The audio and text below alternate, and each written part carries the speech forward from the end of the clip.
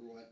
MIDI. Oh yeah. You That can was sing. a new, Okay. We had these feature. on there from the get-go, but they Yeah. didn't do anything but download software.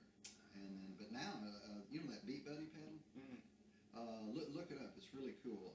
It's a small company like us, and it's a stomp box. You know, it's like this big, but it's got super high quality.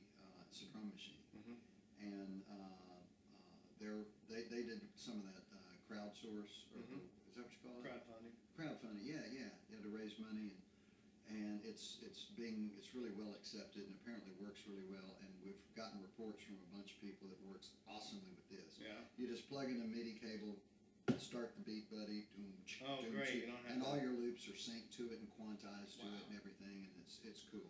Well, here's a question then, because one thing that I've noticed is really creeping up a lot is group looping. Now, some of your competitors have some nice master-slave relationships and how those things work. I've watched some people do some ridiculous things like that. I would assume you would be able to do that with this as well. Yeah, there's two ways to do it. One is to have a master MIDI clock, and then of course you use daisy chain them together. And I personally had 3 boomerangs going with the Yamaha drum machine and had 12 loops playing.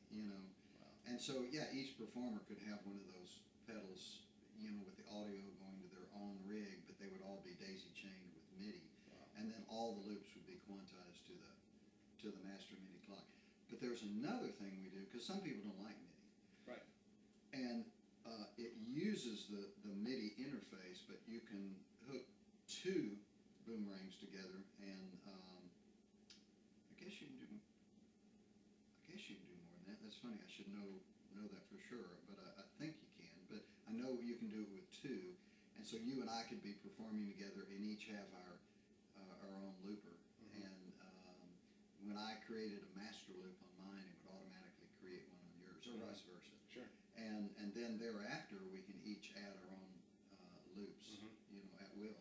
Erase them, add new ones, but as long as that master loop is intact, the 2 master loops are like the heartbeat on our units. And once we create it, there isn't any true syncing, but they're so precisely created. I mean, like to the microsecond, and probably to the 10 microseconds. But I mean, it's so tight. We create them, and instantly they play together. They will never get off. I mean, they really will after 2 days. Right. But I mean, over the course of a song, they're not going to get off. And so we can lay down loops.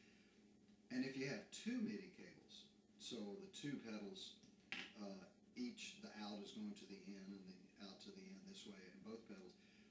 With that setup, either one of us can initiate the looping session. If you have 1 cable, one's a master and one's a slave. But with 2 cables, it works so that we erase all the loops, and then you can start it off, and you set the master loop, and then the next song, erase them all.